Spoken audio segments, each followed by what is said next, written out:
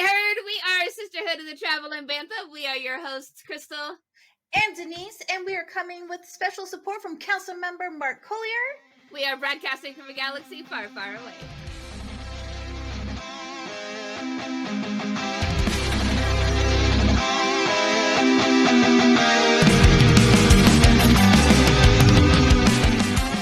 Hey, Herd.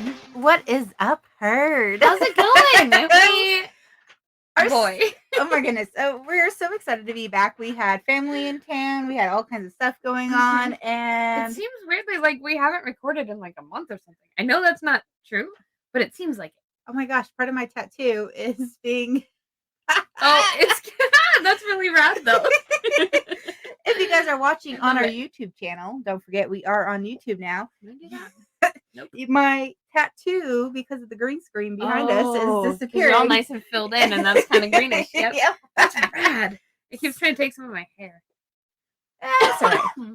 You're just more spacey. Oh well. Yes. We're so excited. We are continuing our journey through Mandalorian at season 3. Yes, right? Episode 5. Oh man, pirate. Our grassy jelly green giant pirate. Yes, we return once again to Easter Grass Man. Yes, so we are discussing season 3, episode 5, also known as chapter 21. Also known as the pirate. And we start immediately with Navarro under attack. Yeah. Oh my goodness. So I had a feeling we were going to see Pirate King Gorian Shard again after that first episode. Yep. I was kind of surprised it took 5 episodes to get there. Yeah. I wonder if it was just like, ooh, we kind of wrapped this part up and now we need a filler. Let's come back to Grassman. But I don't think it was a filler episode. It was a really fun episode. I loved it. I liked it. Very complete beginning, middle, and end. Like a whole battle scene, and it did move our Mandalorian. Really good. Yeah, it was really fun battle. It was a lot of fun. We do learn that so the pirates are kind of an issue out in outer space. Like they are bullying all the planets. I never really considered that. I guess like when I think pirate, I think Hondo and Hondo's pirates, and they're not a menace so much as they are. I mean, they're kind of a menace. But come on, it's Hondo. I don't know. Yeah, but it's I don't know. It feels different. Yeah, because I think it's because we're actually seeing them more in space and being more aggressive in attacking this planet. Right. Where we just see every other pirate in Star Wars just kind of doing a heist. Right. Not really hurting people. But these are more like these guys are like trying to murder cities. It makes me think more of like Pirates from Pirates of the Caribbean. Like, oh yeah, they're attacking cities, they're raiding cities, they're doing whatever they want. They're doing damage, right? They're doing whatever the fuck they want to, burning things, killing people, and they're here to take over Navarro. And Navarro is ill prepared. Yes, it sucks because I love Navarro and I love the evolution of Navarro this season from what it used to be under the Empire's rule to now as an independent planet in the system, especially under High Magistrate Grief, who is amazing, who is great. He's amazing, and he's so into just this city. He's all for this city. A lot of pride. Like he is very not prideful, very proud. There we go. There you go. Very proud of the city. Proud of the progress that they make, and he's taking the time to like logically place different parts of the city where they're going to put like the trading route, where they're going to put the school, where they're going to put each individual thing around the city. And it's just so great to see. But I felt bad for him when he told our Pirate King, I'm going to have the New Republic help protect us. And we're under the... And fucking laughed at him. He just laughed and was like, because they're no match for us. Right? Like they're clearly not a force to be reckoned with. Well, yeah, and I don't think that at this point the not High Republic, that's a whole nother time era. The New Republic. Why is everything Republic? New Republic, High Republic, like Endor, Republic. I guess it makes sense, but like, the New Republic, I don't think, really has the outreach for the Outer Rim because the galaxy is so vast. Yep. And They can't be everywhere, and the no. pirates have figured out where they can't be. But with that, he does reach out to the New Republic to protect them, and he Mhm. sends a message to um Captain Teva. Mhm. I fucking love Teva. Like so much. And I want to see so much more of them. And we get to see a base. We actually get to see one Yeah. of the new Yeah. bases, and it was the Adelphi, the Uh, Adelphi. Oh I'm my trying to remember. goodness, Mm, Denise, I words not. I skimmed the episode today, but otherwise I have not watched it in a long time. But it was a cool base. It was very tropical. It almost made me think Yeah. of Scarif. Mhm. Maybe Or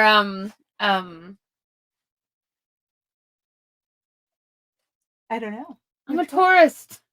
I'm a tourist. I'm just Oh a tourist. shit! What the fuck is the name of that planet? On Andor. Yeah, Oh it my made me think of God. that, but I can't think of what that I'm is. just a I'm tourist. just a tourist. That's what they all What? Someone say. help us. What's that place Oh, called? remind us in the Tell us comments. in the comments, please. There are Naemos. Namos. Namos. There Namos. we go. We figured Namos? it out. Namos? Something like that. Yeah, something Yeah. like that. But There we go. I Good can see job. that too. Oh, yeah. But it was very like cool, and we got to see Captain Teva, and then we got to see another captain. Remember who we saw from Rebels? Zeb. Oh my gosh! Yes, we did. Oh, that's right. It's a bar. Yeah, Like very briefly. I'm like racking my brain, looking at the notes, like I don't remember. Zeb. Yeah. I was. So, I mean, very briefly though, right? Like just at the bar. Well, right? yeah, because they have a whole discussion about Navarro asking for help, and they're under attack by the pirates. Yep. And Zeb was like, I was really rooting for them. I was hoping to see him make it. Right. And I was just like, man, I hope they make it too. But it's Zeb. Like, so that means like everybody else is coming, right? Like we're gonna see more in Ahsoka. You think? Oh yeah, definitely. My theory, it's like Rebels 5. My theory is Ahsoka is just a continuation of Rebels. Yeah, like I hope it is the final season. I hope it is. Just wrap everything up, please. But I was super. I was not expecting to see Zeb whatsoever. Oh my gosh, no! I'm so glad that the internet didn't spoil that for me because it took me a few days before to watch it. You didn't watch it right away. I was screaming at the top of my lungs at like 5:30 in the morning. I was like, "Is that? Oh my god! Is that? And giant purple guy at the bar! Like, yes, that's them." Luckily, Matthew and Owen are both very, very deep sleepers. And so you did not wake up your house at 5:30. Never wake up when I'm screaming at the TV because of Star Wars. That often for Star Wars, yep. Oh, I do. But they sleep through it all, which is great. But he looked so good. I thought the CGI for him was well. I'm glad they brought back the original actor for it too. Yeah. And so the voice is going to be the same. Like it was great. It's going to be. And I'm excited to see him. He's still out there fighting the good fight, right? Right. He's okay. And so, but yeah. But we also in that conversation, Zeb points out that the New Republic doesn't have time to help planets like Navarro because they're so backlogged with everything else. So this is where we start to see that the New Republic is very overwhelmed. Still acting more like the Empire too, where they're kind of picking and choosing, oh, this is more important than you. I also think that they're stretched out more thinly than they are leading on. Yeah. So they don't have people to staff the areas. So I think that was what he meant by that comment. That makes sense. But it was nice to see Teva go to Coruscant himself to ask for help with protecting Navarro. And then we get this whole scene. I was so angry at the New Republic because he's like, Navarro is asking for help, and he's like, well, right, like your fucking job is to protect these people. I don't know if we can. We have other priorities. And then Kane, she she comes in, she's like, "Well, they're not they haven't said their alliance deal yet." I And you're like, know, "Oh, oops, motherfucker. they're not part of So our republic, so we're not going to take the time to save them." And right. Like maybe that'll incentivize them to join. Like, are you fucking kidding me? I hate that. And I Don't like it. honestly think that Mon and Leia would not approve that Oh, fuck no. Absolutely at not. all. He is just They were all about just helping people. We're here to Yes. help people, And also, this is where fucking Teva hate it. even puts out doubt that people don't think that Ma Gideon made it to trial. Oh, right. Like, so this Yep. is a very important So conversation. we start to think about like, oh, did something happen to him? Is he missing? Did he escape? Was because he we never taken? all we heard was Did he die? he went We to don't trial, know. and that was it. And nobody knew Mhm. what happened from the trial. But he didn't fucking make it to trial. So he did not fucking So we go to learned trial. not only that the New Republic doesn't give a shit about planets that aren't in their or in their alliance, so Yep. kind of like the Empire. Right. They have priority over inner planets have priority over outer planets, kind of like the Empire. And they're hiding shit about disappearances of, I don't know, like Moff Gideon, like the Empire hides Right. shit. So, So like, there's a lot It's of getting pretty difficult to see the difference here between, and what sucks about that so much is this is what everybody fought for in the original trilogy, was to break this cycle, to give hope to people, and to give them people freedom and peace and like, are having doubts. yeah. They're not trusting Like, this. what did we do all this fighting for if nothing's going to change? It's going to be the same thing, but in the hands of you instead of you. Why did so many people sacrifice their lives? Right. All for these this people war? died for why? Because it wasn't like during the Clone Wars, it wasn't clones and machines fighting each other. In the Galactic Civil War, it was actual humans and humans, like well, not just humans, but sentients and sentients fighting each other. So it pains me, and I don't, and I think that they're lying to Leia and Mon about what's going on, and they aren't seeing all of this like lower level. Like, nope. If they did, they would not be okay with it. There's absolutely no way they'd be okay with it. Especially because Leia comes back and has to fight the fucking New Order again. Like something like she's constantly fighting. So I think she wants peace. She wants to be done. She wants to live her life really, really bad. Yes. And she wants everybody else to be able to live their lives without fear. So that leads us to our unknown location of the Mandos. Oh, yes. Right? Well, not unknown for very long. Well, yeah, because Teva fucking finds Mando and his covert. Like, he's desperate for help. Like, and he's trying to think of like, but he used R5. Who will help me? Yeah. Started screaming at the mic. Built for adventure. Troy that was like, I don't want to leave Tatooine. Like, but how? Like, so how did? Okay, so we know that R5 at one point knew like R2, so he must have known other people. But the fact that Teva could tap into R5's location. Oh, yeah. Think about that. Think about that. He was able to track. That's how he found the covert, was because of R5, who was on Tatooine. So there's got to be more to R5's backstory. And there is more, which is part of our fun facts. Ooh, okay, because I was sorry you were about to lose me, because I'm trying to think like, okay, so how does R5 know the location? Because R5 is with Mando in the Starfighter. He's not left. Did he go there? Because he went to Mandalore. He went to the covert with him? Yeah, because he went to the Mandalore with him. They okay. never go back to Tatooine. Okay. He's with them on our unknown location of the Mandos. And then I forgot that he went. Yep. Yeah. I was thinking of him on Mandalorian or on Mandalore, but God damn it, words are hard. Like I'm struggling right now. I was thinking about them on Mandalore, but I did not remember at all that he went back to the covert. So he was there. He had a location stored from just history, basically. Yep. Okay. But it ended up being a really good thing. Yeah, because Teva comes and he tells them all about the problems that Grief and Navarro is having. And we all know that Mando has a relationship with Greef, and so they're basically like, little you guys don't beefs. have to do this, like, he's my friend. I'm going to help him.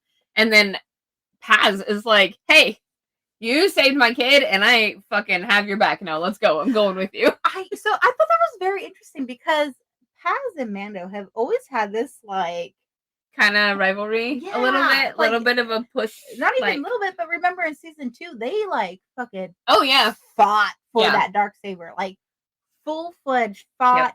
Like Paz did not believe that he should have it. He did not believe he was a leader. But here we are now, a whole season later. But he didn't even want it. He just didn't want Paz to have it because he's not the right person. And so here we are now. Paz and now Mando, he's like got his back. He's like, here, because let's I think he let's realizes save these people.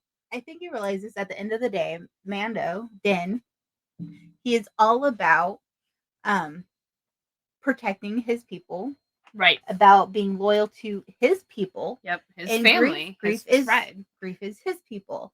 Bo is his people. Paz is his people. And he sees that like, okay, you're protecting your people the same way I'm protecting my people. I can get behind that. And the fact that he went out and saved his son, and didn't even need to, didn't even need to after all the shit that they've been through together. Like, and still he was just like, nope, this kid needs to be saved. Save him. Let's go. That's all that matters. Fucking ride our pterodactyl. Yep. And we're gonna bring back the babies and barbecue them. They do barbecue them though. Yeah. Did you in the background? Did you see it? I know. That's why I said it. I was so happy they brought them back. And I was hoping they would tame them and fly them around, and that would have been really fucking cool. Fucking eat them. They had a lot of people to feed.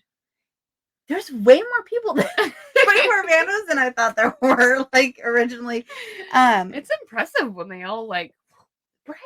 It's cool. It is. It's nice seeing as the season goes on, we progressively get more and more Mandos. And also talking about more and more Mandos and Bo and her loyalty with Din. I love that when they decide they are going to go and protect Navarro, because they did live at Navarro for a while. Right. That was their home. They were ran out by the Empire. But there's the remnants of the Empire. And there's the friendship with him and Greef. Like, but Bo stands up and takes leadership yet again. And I love this. Proves like why she's the one, like she should, the Darksaber's hers. It's 100% her. But it's nice to see her constantly stepping up and taking that role. Like that's what she was born into, and that's what she was. She was raised to be this leader. She was trained to be this leader. She was a princess. She was supposed to take over a whole fucking planet. And here she is now with a covert that she did not want anything to do with in the beginning, and realizes they are Mandos. They are my people. That group of people, that clan. Everything that they stood for, she was like, that's fucking ridiculous. And so meh. And now she's like, yeah. The galaxy's nectar, blue milk. Get yourself some today. It's great for bantha butter, blue milk cheese, ice cream, and yogurt. Sure does a body good. Here we go. Okay. But yeah, so it was nice to see her lead that and go to Navarro to protect Navarro. This fight scene for Navarro was so great. So we talked about Pirates Disneyland earlier, Pirates of the Caribbean. Yes. I loved when they were flying into Navarro and they're like zooming in on all the pirates around the city. You see them like chasing around people, and you see like the lizards in the tree, like the monkey. I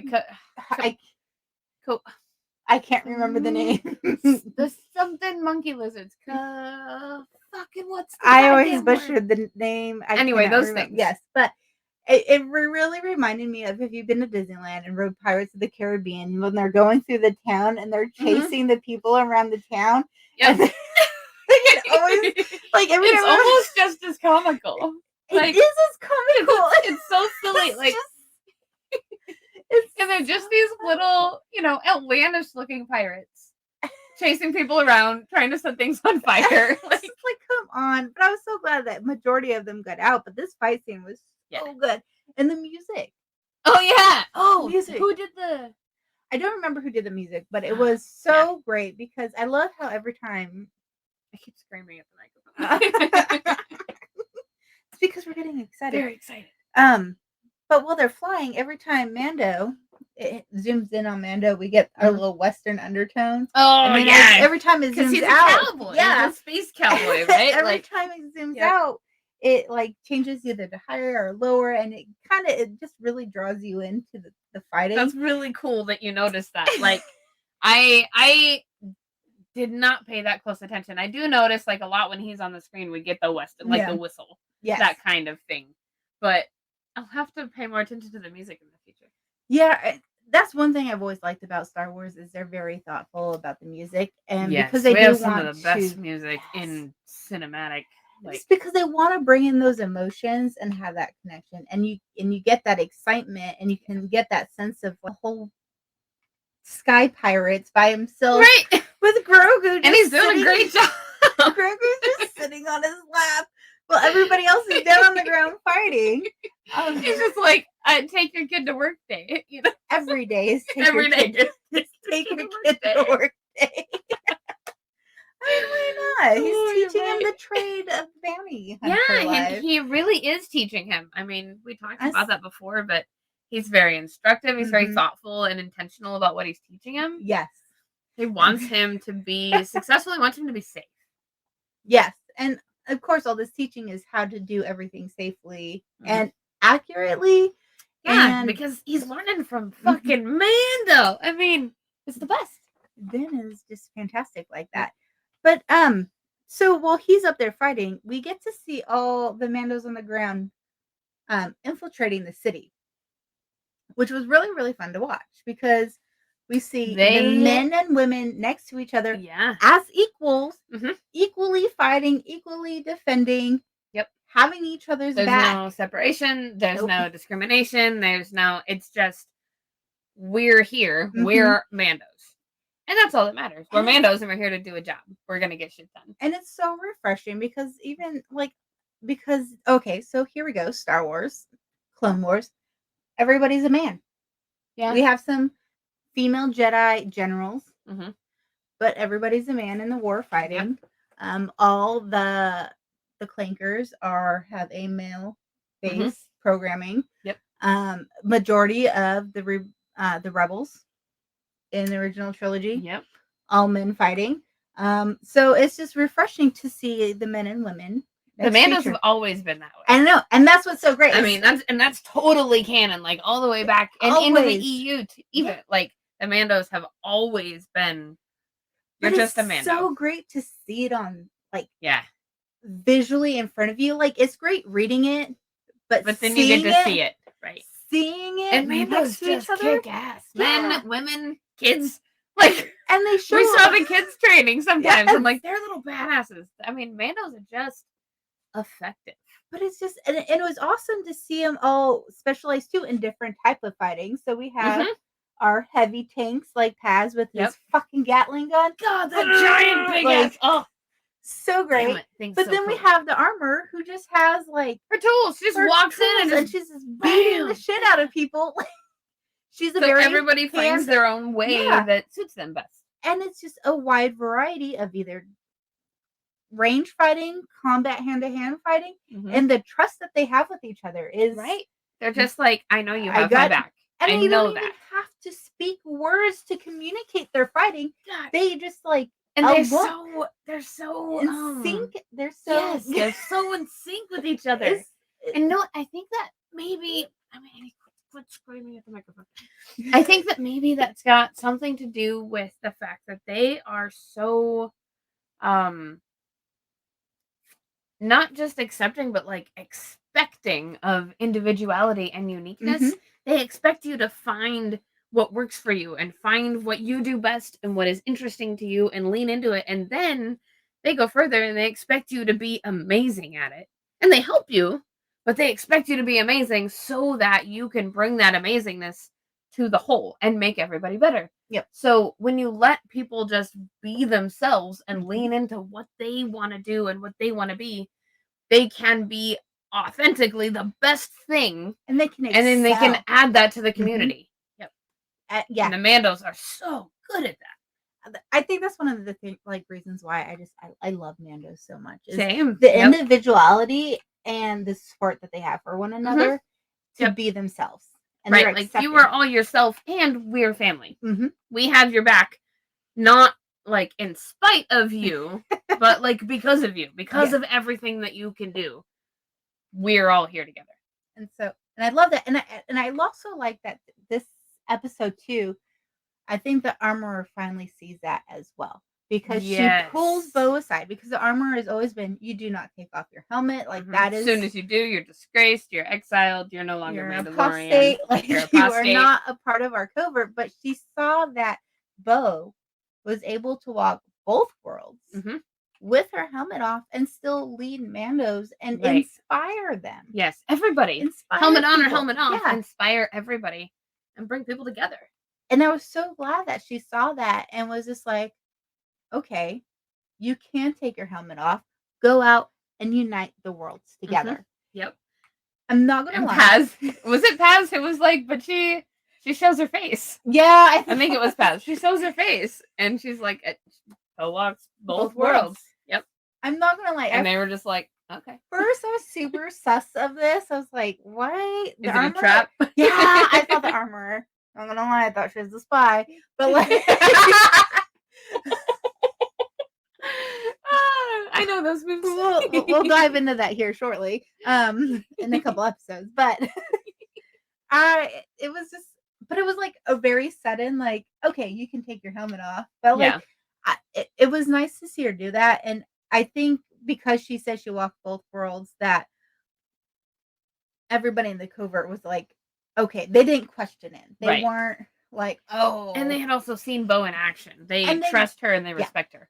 Because she helped save the kids. She led this mission. Like, Bo has proven herself time and time and again that she is a Mandalorian. She is there with her people.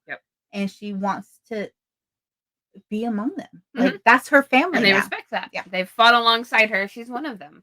So as Bo flies off into the distance with Din to go unite the clans, not the clans, the coverts, because I'm so okay. Side note, I am so glad they are not called clans anymore, then they're called coverts instead. Yes. Oh, it's so much. Thank you, Lucasfilm. It made things really difficult to talk about. Especially when you're part of a certain costuming groups in every area is and you have to call it your clan. Like if you're ever trying to talk about that in public, people are like, "I'm sorry, what did you just say?" Yeah, no, you're like, no. I'm just a nerd in a plastic spacesuit.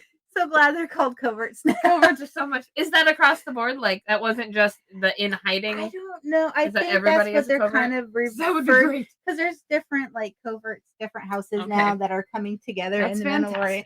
I don't know if other people picked up on it. I hope other people picked up on it. Anyway, so deep space. We are flying out on Teva.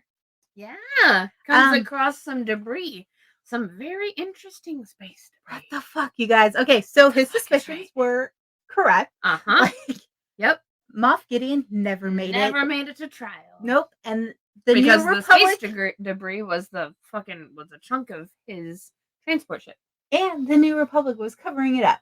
Yep, I guess they were fucking lying about it because they said he went to trial. It makes sense, because what would you do if this big war criminal suddenly just got broken loose and you're building this new government? Fucking tell the truth. That's like saying some big terrorists got out. Like, tell the truth. I just think tell the truth. I understand why they did it, because they have to show their strength, especially in this time of building. But I have a problem with lies. And I do too. I'm not saying it's the right thing to do. I know why they did it, because they have to show the strength and they have to show they have control over the situation, which we have learned they obviously do not have any kind of control. At all. But they're not as strong as they've been letting people believe. They are not in control. Things are a little chaos.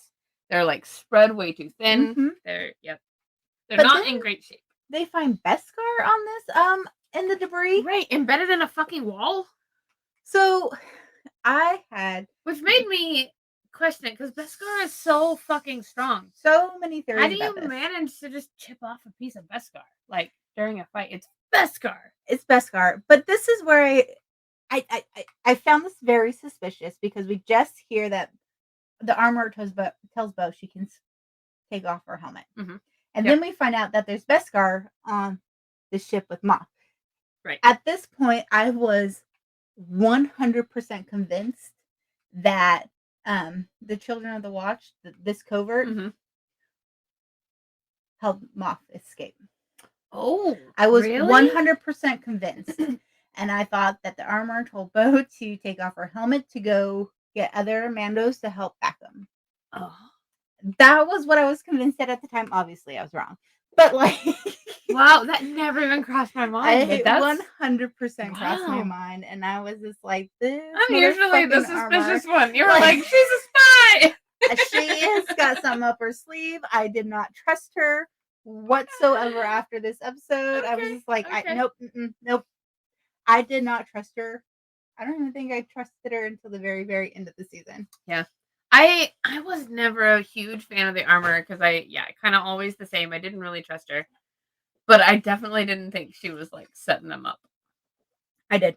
I just thought she was, I don't know. I just thought she was kind of shady. Thought she had her own motives for everything. Yeah. And I just did not think about it. But are you ready for some fun facts? Yes, definitely. All right, we are going to circle back and talk about R5. Okay, yes, I want to know what the fuck. So R5, he was knew Teva from the rebellion. Okay. Like he actually knew him. Oh. Not just he was on Tatooine, but he was part of the rebellion. Yeah. Okay. And R5 served as a spy for the Republic intelligence officers on Tatooine, which was how Teva knew how to find R5. That is so fucking cool. That little he was built for adventure. But he never left Tatooine. He just worked with them on Tatooine. That's amazing. But he was a spy. Oh my god. And we knew that the droids were the droids spies are the best thing about Star Wars. Because remember, 3PO led spies during the New Resistance and after the First Order takes over. He had an underground network. R5 and P3O working together? Well, I don't know if we don't know if R5 survives through to the New Resistance, because the New Resistance, so sequel era, is when 3PO leads the spies. Okay. Or no, is it? I don't know. I just know. No, maybe it was during. I'm really bad with the timelines. Maybe it was during the Civil War that 3PO led the spies. So maybe they could have worked together. Possibly. I want to look into that more now. And especially since R5 and R2 knew each other. Yep. Mm-hmm. I think there's a really good chance that that was an interaction. I think so. Another little fun fact: when Karga loads the distress message into his Astrotech, it was very similar to how he was loading into Leia into R2. Yes, I thought that was a nice little throwback to Help me. So this last one, and it was a plea for help, just like it was also a plea for help, a plea for probably you're my only hope. Yes. We are about to be super fucked. Do have one more thing. Okay, but it's not a fun fact, but more of a food for thought. Okay. So I was watching this and I thought it was very interesting that continuously in Star Wars, all the pirates tend to be aliens. And when I say aliens, they're the non-traditional looking aliens. Mm-hmm. So look at Holdo, look at Shard. Pizza Man. Yeah. All these aliens. Right. They're not very humanoid looking. Attacking citizens who are more humanoid looking, pretty looking, in the whole entire galaxy. Right. So they're really basing these that's still a lot of othering going on in there. There's a lot of different is bad. Different must be bad. It's a lot of you don't fit the stereotypical look, because yes, humans are kind of the majority of space and human sentience. Twilight's fall in with that, and what is Ahsoka? I forget what she's called. That's with a T. Yeah. Tortuga? Taruga? I say Tortuga. You did, because we were talking about pirates. Anyway. Yes. But it was very interesting. We continuously see this theme. We see that over and over across a lot of genres and a lot of movies and films. And it would be nice to see that stuff happening. It'd be nice to see it kind of maybe the opposite, because like, I understand the theory behind it. I understand why movies do it because we like to We can visually relate. see ourselves being the good guys. We don't want to see ourselves being the bad guys. No. So Mhm. I understand it, but I hate the fact that a lot of these aliens the not so good looking ones Right. are just perpetrate like They're always the bad guys. Yeah, they're always bad guys. And so it was very interesting to see. I would like to see it change some. But we do have Zeb. Yes. He's He a was good guy. clearly a good guy.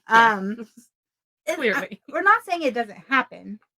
It's just not It'd be nice if the scales were a little bit more balanced. equal. Yeah. Yeah. And so I was sitting there, I was like, man, this happens quite a bit. Mhm. So it was very interesting to see this yet again. Yeah. And I think this also So it happens kind of over and over in, like we said, across genres, across and I think movies. that's why I like Mando's too, is because you don't see their face. You're not concentrating on how Yeah. they look. It's They're just their armor. Yeah. However, they decided to paint their armor. Basically, that's what you So get to I see. like that it's not focused so much on their looks or It's your ability, your ability and your character. Yeah. And that's really what they care about. So which is just really nice. It was This was a fun episode. I love it. You guys, this is great. Make sure to check in next week. We do have another guest, Bailey. Bailey will be back. Make sure to check out our YouTube Discord, YouTube. Check out our link tree that will take you everywhere. Of course, we have don't forget to sign up for our Patreon. We do have yes, that's the word. I forgot what it was called. This I was going to say our fan club. Our Discord, we do release a special monthly one of Star Wars episode, which we also every month we kind of cater onto like different historical like months. So we are celebrating Pride this month over there on our Patreon. Pride. Yes, and it's super exciting. So check that out. Sign up. It's great. May the Force be with you. Always. Thank you for listening to Sisterhood of the Traveling Bantha. We are written by Denise and edited by Krystal. Our social media is managed by Bailey Hawkins. Original logo art created by Tyler Rigney. Intro and outro music provided by Galactic Empire. You can follow us on all social medias at Traveling Bantha. We are also streaming on all major platforms, including Spotify, Apple, and Amazon. You can leave us a tip and purchase stickers at buymeacoffee.com. Join our Patreon for as little as $3 a month and get access to special perks and gifts. We want to give a huge shout out to our Jedi Knight and higher supporters, Rooney, Michael Beavers, and Mark Collier. Thank you so much for your support. May the Force be with you. Always.